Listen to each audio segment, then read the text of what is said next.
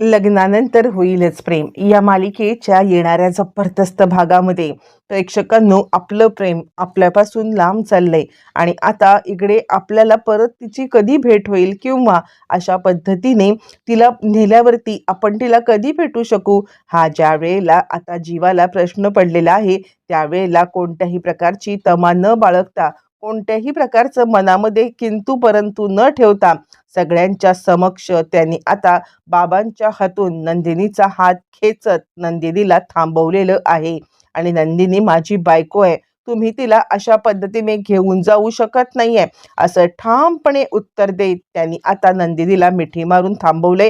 तेवढा आपला अधिकार दाखवलेला आहे आणि तेव्हाच खऱ्या अर्थाने आता इकडे नंदिनी आणि जीवा हे एकत्र आलेत. बरं इतकंच नाहीये तर आता जीवाने सगळ्यांच्या समक्ष तिला मिठी मारत आपल्या प्रेमाची कबुली दिली. पण त्या जी आता इकडे रम्या या दोघांच्या मध्ये भांडण लावू पाहत आहे ते समजल्यावरती मग मात्र काव्य पेटून उठले. सगळ्या राग रुसवा फुगवा सगळं विसरून तिने आता पार्थला प्रोटेक्ट करायचं ठरवले रम्यापासून आणि मग काय धावत पळत येत तिने आता पार्थला मिठी तर मारली पण रम्याच्या समोर किस घेतलाय.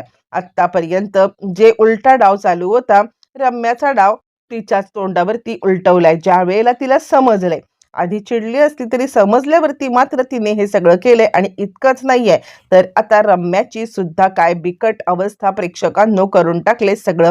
इकडे आता चिडलेली काव्या दार काही उघडत नाहीये आणि तिला आता इकडे समजवतोय पार्थ असं काय करताय, अहो मी काय केलं. त्यावरती ती म्हणते जा जा तुम्ही जा तिकडेच जा असं म्हटल्यावरती तो आता बाहेरच उभा राहिलाय आणि ती काही दार उघडायला तयार नाहीये. तिच्या डोक्यामध्ये राग गेलेला आहे तशी ती अजूनही अल्लडपणाने स्वागत आहे.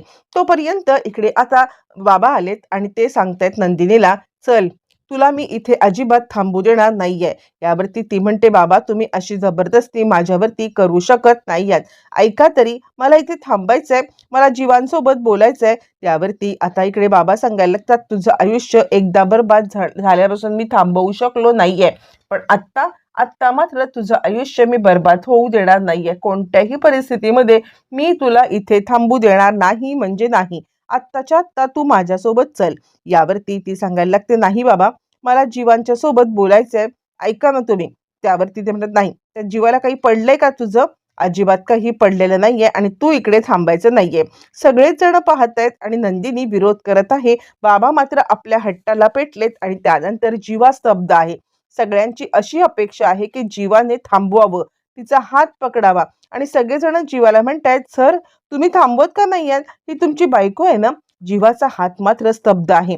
त्याने नंदिनीचा हात धरून ठेवलाय पण आता इकडे बाबा तिचा हात ओढतायत. जीवाला काय करावं कळत नाहीये. सगळ्यांच्या समोर तमाशा होईल किंवा अजून काय होईल अशी त्याच्या डोक्यामध्ये आता मात्र शंका आहे. पण त्याच वेळेला इकडे आता बाबांचा जोर मात्र जास्त पडतो आणि त्यानंतर लगेचच ते तिचा हात खेचतात.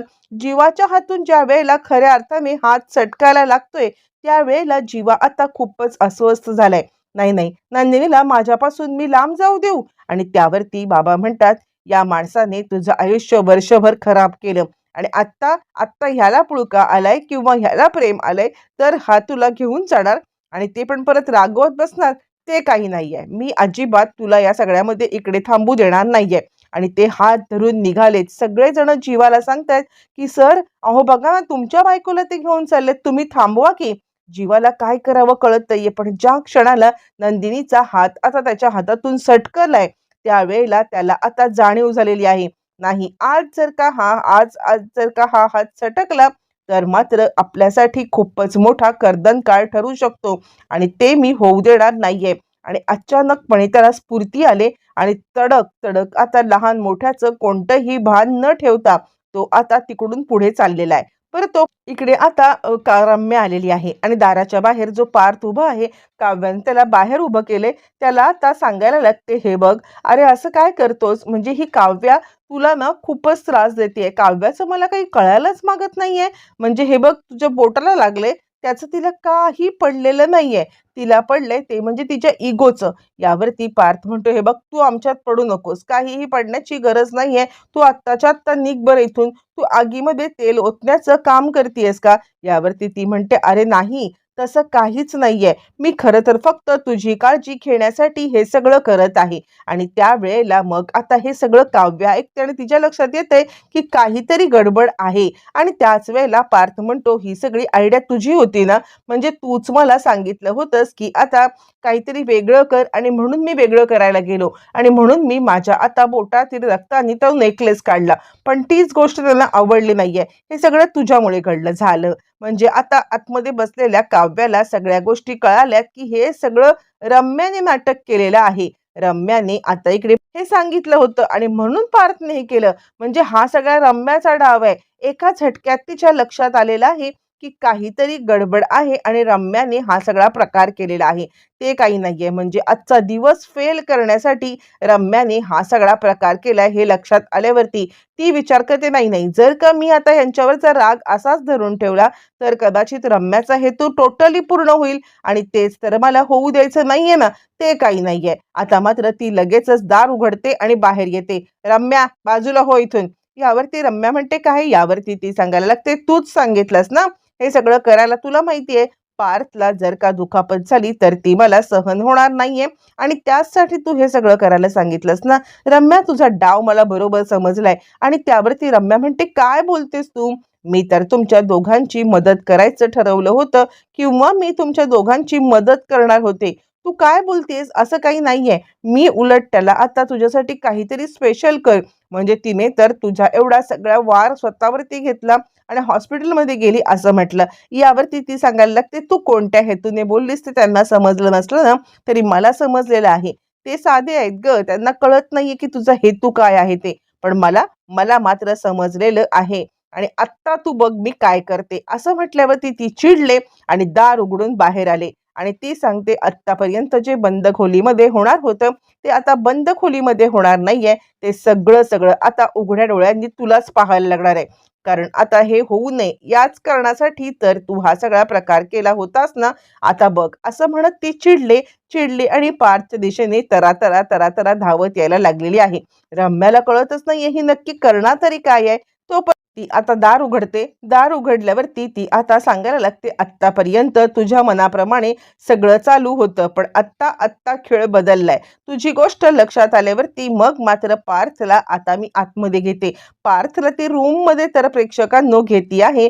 बरं, आता रूम मध्ये घेतल्यावरती मग मात्र आता खरा गेम सुरू झालाय. आणि त्यानंतर ती सांगायला लागते, तुला हे सगळं उघड्या डोळ्यांनी पाहावंच लागणार आहे. असं म्हणत तिने आता पार्थच्या जवळ झेप घेतले. तो इकडे ज्या वेळेला बाबा आता नंदिनीचा हात फरफटत तिला आता नेत आहेत आणि त्याच वेळेला इकडे आता जीवाच्या अंगात बळ आलंय. सगळेच जण त्याला आता बोलतायत की सर तुमच्या बायकोला घेऊन चाललेत, तुम्ही थांबवा तिला, तुम्ही थांबवा तिला. आणि 10 हत्तींचं बळ आता त्याच्या अंगात आलंय. आणि काहीही झालं तरी सुद्धा आज नंदिनीला आपल्यापासून दूर जाऊ द्यायचं नाहीये हा निश्चय करत त्यांनी मागून आलाय नंदिनीला थांबवले. थांबा बाबा. आणि यावरती बाबांचा हात झटकत नंदिनी पण जीवाकडे पाहती आहे. आणि त्यानंतर मग आता जीवा सांगतोय, नंदिनी कुठेही जाणार नाहीये. तिच्या मर्जीने ती माझ्यासोबत आलेली आहे आणि तुम्ही जबरदस्ती तिला असं घेऊन जाऊ शकत नाही. बाबा चिडलेत. आणि कोण रे तू? कोण थांबवणार रे? तुला या सगळ्यामध्ये काय अधिकार आहे? तू आम्हाला थांबवू शकत नाहीयेस. खबरदार खबरदार, सोड तिचा हात. यावरती तो म्हणतो, कोण? म्हणजे मी नवरा आहे तिचा. असं म्हणत त्यांनी आता नंदिनीला जवळ घेतले. आणि ती आता माझ्यासोबत इकडे जर का आलेली आहे तर तुम्हाला कोणत्याही परिस्थितीमध्ये अधिकार नाहीये की तुम्ही तिला माझ्यापासून लांब असं घेऊन जाऊ शकत नाहीयेत. खबरदार. असं म्हणत त्याच्या अंगात जे काही बळ आले ते सगळं एकवटून त्यांनी आता नंदिनीला थांबवले. आणि काय चमत्कार, नंदिनी सुद्धा आता इकडे बाबांच्या विरोधात जात इकडे आता जीवाला बिलगलेली आहे. सगळे टाळ्यांच्या कडकडाटामध्ये जीवा आणि नंदिनी या दोघांचं इतकं काही भरभरून कौतुक करतायत, स्वागत करतायत की त्यानंतर नंदिनीला खऱ्या अर्थाने आपल्या प्रेमाची आणि जीवाला सुद्धा खऱ्या अर्थाने आपण नंदिनीशिवाय राहू शकत नाहीये या सगळ्याची जाणीव झालेली आहे.